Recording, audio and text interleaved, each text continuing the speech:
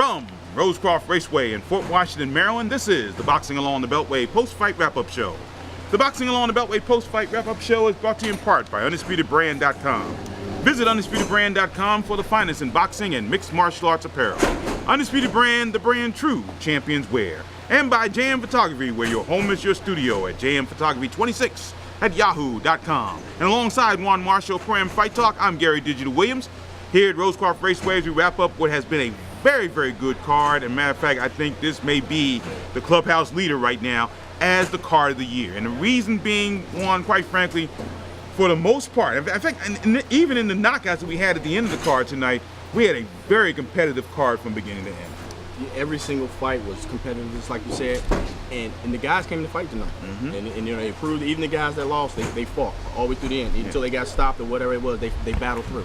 And they actually started out as a tough night for the locals, and we'll talk about it a little bit later on. But the early part of the card, the locals had a very, very tough time. That changed midway through, and we'll go through it and from the back end to the front in just a moment, as we'll start with the main event with Jarrett Hurd, I think, putting on probably his best performance as a young pro, winning a second-round TKO over Joshua Burns out of Garland, Texas. Jarrett Hurd out of Accokeek, Maryland, and Hurd in his last outing took on Greg Hackett and had a very difficult time with the very awkward Hackett. Not so much tonight. I think Hurd was on his game from the beginning to end, and he eventually got Burns and stopped him at 239 in the second round. Yeah, Jarrett actually looked, I think, his best. He did his best performance tonight, and we're going to talk about the Hackett issue later on. You know, dealing with, you know, he's had fought a lot of Beltway boxing guys and everything, so we'll talk about that later.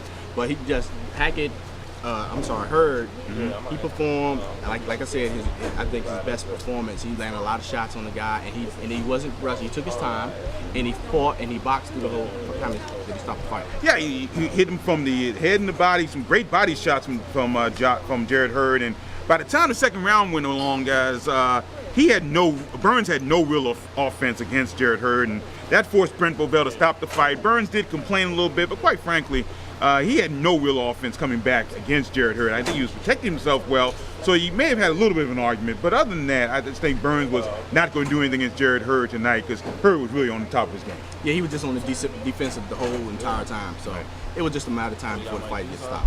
Jarrett Hurd's now 7-0 with 4 KOs, and Joshua Burns falls to 16-7 with 2 KOs tonight.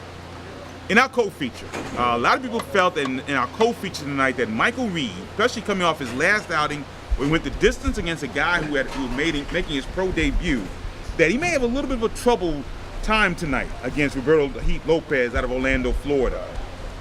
Lopez came in, he had won 4 of his first 6 bouts, come back and was riding a 5-bout losing streak coming into the card tonight.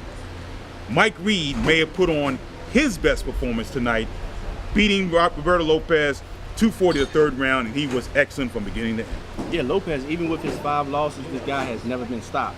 This is the first time he's been stopped. Like you said earlier, I thought this fight was going to be a tough fight. Yeah, we all thought it was going to be the fight of the night. Exactly, for Mike Reed.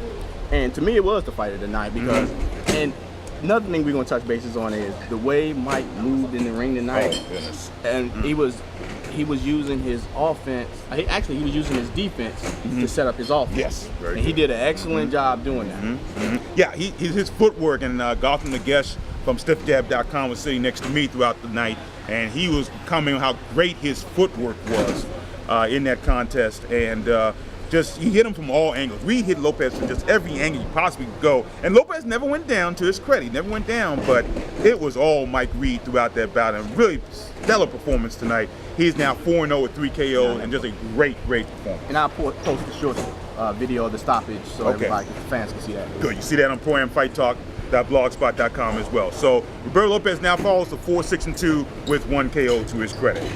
My pick for fight of the night tonight was the light heavyweight bout between Mr. Amazing Greg Newby taking on PJ Cajigas of Chicago, Illinois. Now, Cajigas earlier this year, back in April at the Showplace Arena, took on Devar Farhadi in a bout that I think both of us thought that Farhadi might have lost, in all honesty. And while we don't think Cajigas beat Newby tonight, he gave Newby, I think, the toughest time of his pro career, actually knocking down Newby. And you can say, well, it was a slip or not. I think some people believe it was more of a slip, to bounce back and win the bout by unanimous decision. Yeah. What is it? Cajigas. He was a fighter that I thought had a better record, or actually more fights than what he showed. Right. Because the way he fights in the ring is he fights like a more veteran fighter than a fighter that just 2 fights. So I'm gonna do some research to see how much amateur experience he has. Like I said, he was a good fight for newbie. He came in 2 fights, but newbie just showed his more experience, prevailed in this fight and everything. So it worked out pretty good. And let me stop you just for a second, because this is a situation where you look at this card as either half full or half empty. And what I mean by that is, take a look at the guys, and again, this is why you cannot judge a card strictly on the records of the fighters. Now, you made a statement about PJ Cajigas. Here's a guy who we thought had more fights as a pro than he actually had. He came in 0-1-1. So he only had 2 pro fights as opposed to Greg Newby's 7 pro fights. Now, if you think the card is half empty, you're talking about, well, why can't our guys who are undefeated beat these guys who have these upside down records? But the other side of the coin is, if you're watching the fight, you understand that these guys are having tough bouts in here against these guys, and they are facing competition that belies the records in which they have. And we saw that especially in the last 4 bouts of the night. I mean, you look at Lopez, who's 4-5-1 coming in. Burns was 4-15-7. You look at Cajigas, 0-1-1. We're going to talk about Johnson and Hackett in just a second. But these guys had real tough records. But at the same time, they gave our locals some really good competition and forced our local guys to be at their best tonight. And I think it happened in Reed's case, definitely in Jared Hurd's case. It may have happened to an extent in Greg Newby, because Newby came back in the second round and dropped Cajigas with a beautiful right hand, and that set the stage for the rest of the fight. Yeah, I think it's time for these guys to really step it up. The amount of fights that Keystone has been, the amount of shows that Keystone has been throwing together, I think they felt it was time for these guys to step it up. Right. And they did it at the right time, and it showed tonight, because every fighter came in, they were prepared to fight these guys who were unbeaten. Right. Greg Newby's now 8-0 with 4 KOs, and PJ Cajigas is now 0-2-1. And again, a solid performance.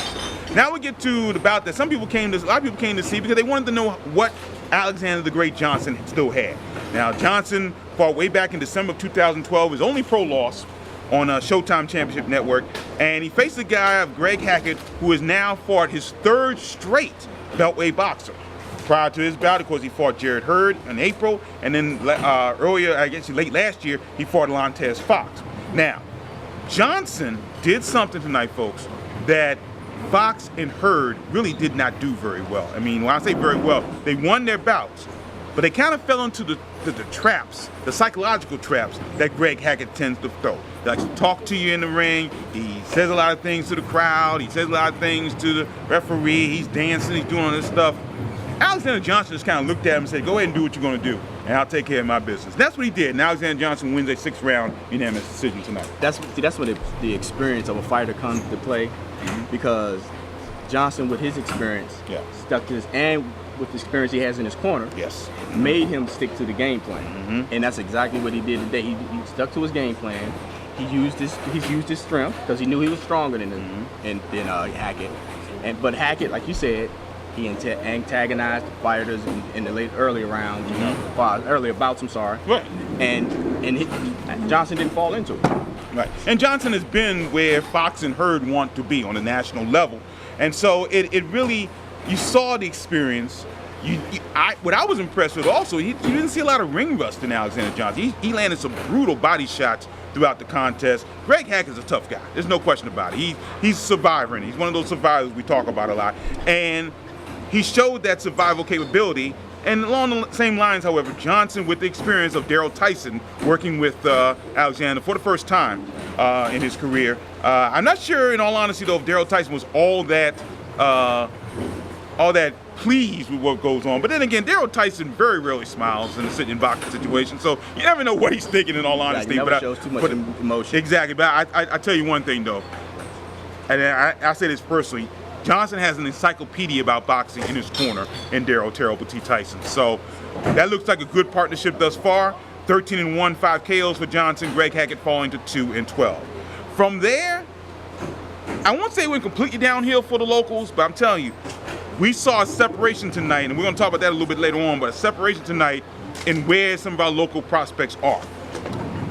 A lot of guys made their pro debuts tonight as well, and talking about one of them, Jarrell Scott out of Bowie, Maryland, Largo, Maryland. Super Scott, this guy sold a boatload of tickets tonight.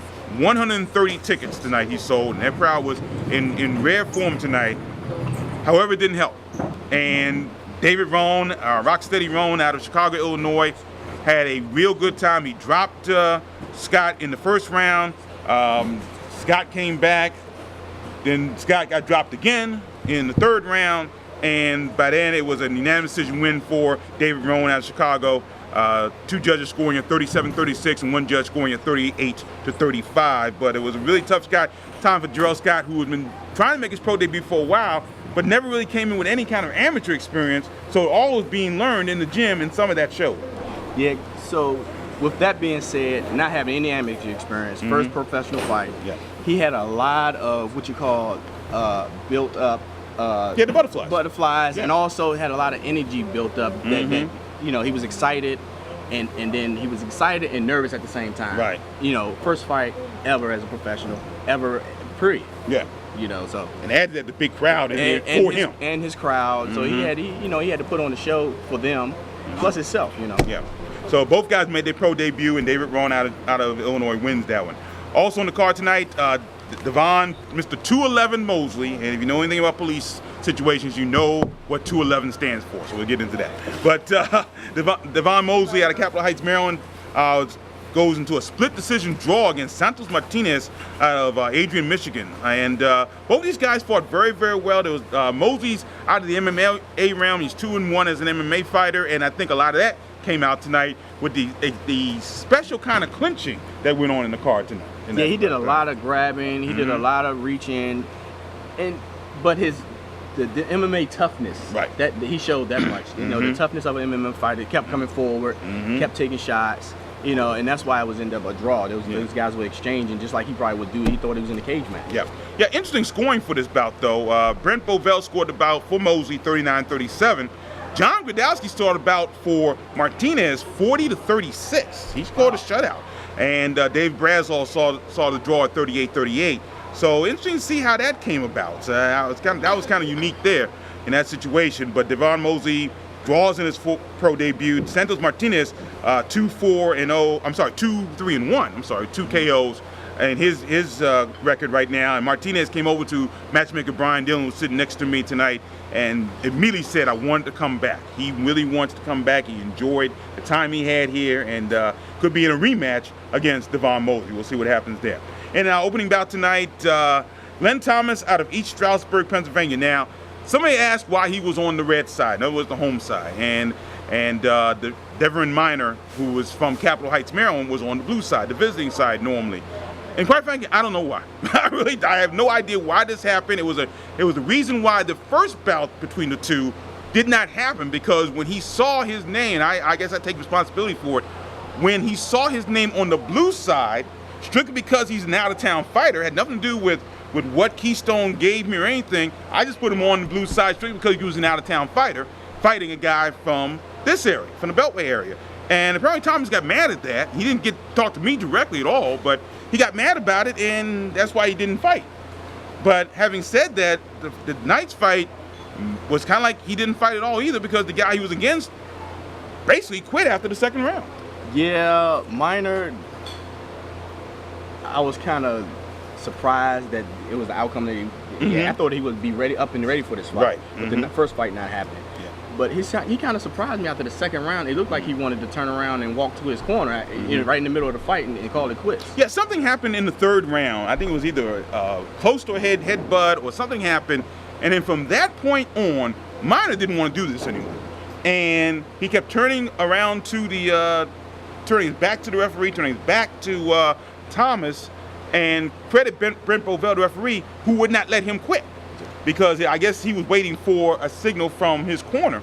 But he never let him quit. He forced him to stay in the action. And somebody say that may be a safety issue. I don't know. But the fact of the matter is, if you're not going to, you don't want to do it, you shouldn't do it. So there's no guarantee we'll see Devin Minor anytime soon. Yeah, because he was in and out of that phase. It seemed like he looked like he wanted to quit.